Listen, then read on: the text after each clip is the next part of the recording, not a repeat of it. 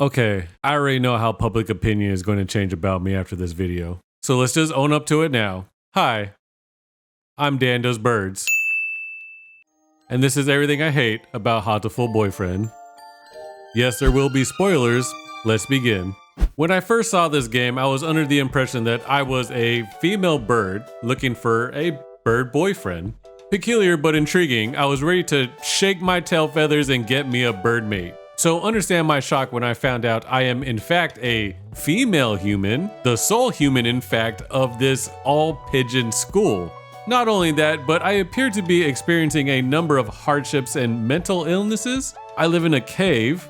I can't relax without red meat inside me. And I don't know, maybe the fact that I'm, for some reason, trying to a bird.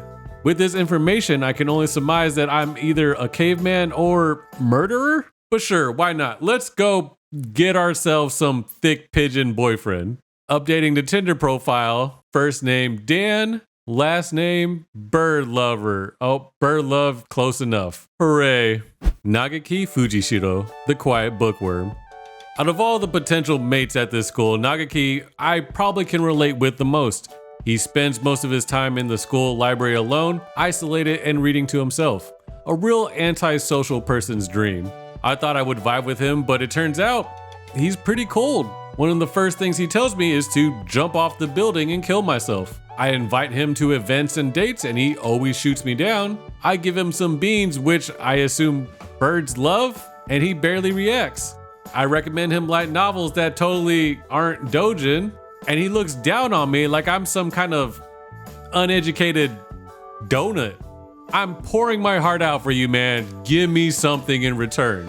But finally, a glimmer of hope appears after a long journey when he finally opens up to me about all the things going on. Why he is so dismissive and why he is always in this room. Turns out, he's dead. Yep. All the boys I could have chosen, and I decided to court Casper the Ghost. Even worse, this is me reading our final conversation. As I filled up, I grew closer to disappearing. You're the one who made me disappear, Miss Birdlove. I can't stop it now. But I still have so many things to tell you. I can't believe the fact that reading those lines out loud, my voice was actually shaking because I was getting choked up. It's a goddamn bird, Dan. I spent like 20 minutes max with this character. Why am I feeling things? If you ever watch Clannad, there's a similar moment where Fuko has an existential crisis moment and fades out of existence. And you know what? I felt nothing for that little starfish hugging brat. But why is it that a bird is what gets to me? Thank you. I love you. I'll never emotionally recover from this. Ryota Kawara, the childhood friend. Hoping for something more lighthearted, I decided to pursue Kawara next. And surely, nothing ever goes wrong when choosing your childhood friend.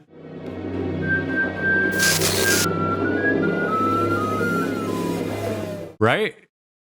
Now, despite being your run-of-the-mill garbage-eating street pigeon that you can find in the city, maybe I should leave that out. That might be bird racist. Kawara is actually a very kind-spirited bird. He shares his food with me on the school picnic. He tries to stop others from fighting. And unlike the cold-hearted Nagaki, he actually goes on dates with me. He's even tolerant of the fact that I chose to eat grilled bird in front of him. I honestly don't know what's wrong with me. Clearly, I'm some kind of psychopath. I don't know why he puts up with me. But you know what could ruin this momentum? Let's bring up some weird backstory. When Kawara was a baby, he fell out of his nest and I was there that day to save him and put him back in his nest. Now you might tell me, but Dan, that sounds sweet. Like you were his hero and you guys are fated to be together. Okay, let me ask you this then. Have you dated anyone who knew you as a baby? Imagine just being on a date with someone and they just drop a bomb on you like, oh hey, by the way, I was the doctor who delivered you when you were a baby. Oh, okay, yeah, no, this date's done. Check, please. And you know what else ruins the mood? I remember it as if it were yesterday. Ever since, I've always loved your kindness and monkey tree climbing genes. Just some old-fashioned racism. Also, my mother isn't doing well. She was never very healthy. She did always to catch colds during the winter. I don't need to see how this finishes. I guess it makes sense now, all these jobs you see Kawara doing.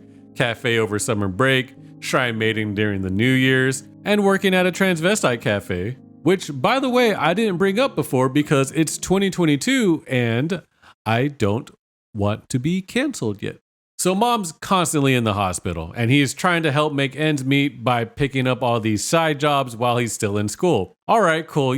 Just some realistically depressing stuff. Yeah, I dig it. So we get to spend some time on Christmas and Legumentine's Day. And he says his mom is doing better, so maybe he'll actually work out at the end. Hey Dan, my mother died today.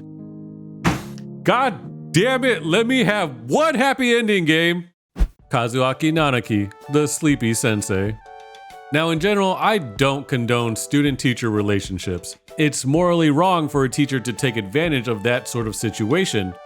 But I'm the student, so if something happens, it's really on his hands and not mine. Kazuaki is nonchalant the entire time and somehow avoids all of my advances. I'm basically throwing myself at him and he either falls asleep or walks away. So maybe he is more professional than I took him for. However, of course, here comes the tea, a photo in his cell phone. Yeah, I was snooping through it. I'm one of those girls, all right? The photo is of a bird, but it's been completely scribbled over, so you can't see who it is. I confront Kazuaki about it. He tells me nothing and says, well, see you tomorrow. Oh, ominous piano. Okay, I gave the wrong tone for that one. See you tomorrow. You know what? Let's just load in a new day. Nagaki? Guys, I'm clicking and nothing's happening. Is this supposed to happen? Is this one of those like fourth wall breaking situations? Sensei, can you hear me? Sensei, please stop this. Look, I'm sorry for looking at the picture. Just please, you're really freaking me out. Let's just go back and let's just forget this all happened. Okay, let's just go ahead and force close that. That was terrifying. Despite all the creepy vibes the teacher sends to you, I still go through with confessing to him and get instantly shut down. Kazuaki says he is incapable of loving another bird, and to be honest, that's probably the best outcome I wanted anyways. Shu Iwamine, the creepy doctor.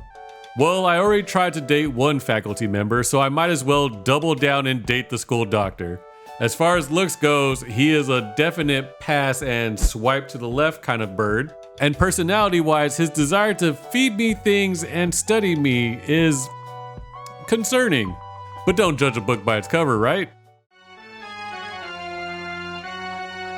Oh, okay, I just outright died. Cool. Honestly, with the way things are turning out, I'm starting to think that this is just a bunch of undateable birds. Sakuya La Belle Shirogane, the Prince Pigeon. Descendant of royalty who looks down on those around him, especially his half-brother Yuya. Absolutely no way am I attempting to date this bird for two reasons. One, undoubtedly, he will be a tsundere character, which I absolutely hate. It's hard enough adjusting to the fact I'm dating a bird. I'm not dealing with some arrogant prick calling me a low-class mongrel and playing hard to get. And two, he is just straight up racist. Now, I'm going to just leave this dialogue here for you to read for yourself. I thought about voicing this and reading this part out loud, but I just know that someone could pull this audio clip of me reading that. It comes out later that Dan is racist against Filipinos, so let's just avoid this hot mess of a pigeon altogether. Yuya Sakazaki, the sexual predator. Now, in my pursuit of a potential bird mate, I hadn't even considered the idea that one would so aggressively target me. No, that's not it. I'm still a high school student. That may be so, but we does reach sexual maturity within a year of birth. Cool. Thanks for that bird fact, Yuya. Actually, my biggest concern about this wasn't being called out by the lolly police, but I'm glad to know that you're DTF. What's annoying though is the fact that after such strong words and advances, He doesn't have time for me. He makes up these excuses of how he's a secret agent being chased by people trying to kill him, and there is a big conspiracy hidden in the school about how students go missing and end up as food in the cafeteria. He suspects Dr. Shu is behind it all, and he's working with the janitor to uncover it, but that seems like some kind of convoluted subplot that can in no way be canon. And he's probably just making this up because he's afraid of commitment, but you know what? You awoken in something inside of me, and you can't just leave me here semi-hard, you tease. Oko-san, the pudding jock. At this point, I've lost all hope in whatever could be a normal relationship a human can have with a bird. But I mean, Oko-san is just kind of a quirky jock, so how bad could it be? I am no longer the one called Oko-san. I am now Pudding, Lord of Pudding. Oko-san was but my avatar on this mortal plane. Okay, I am the bringer of true pudding. I'm done. Just roll the outro.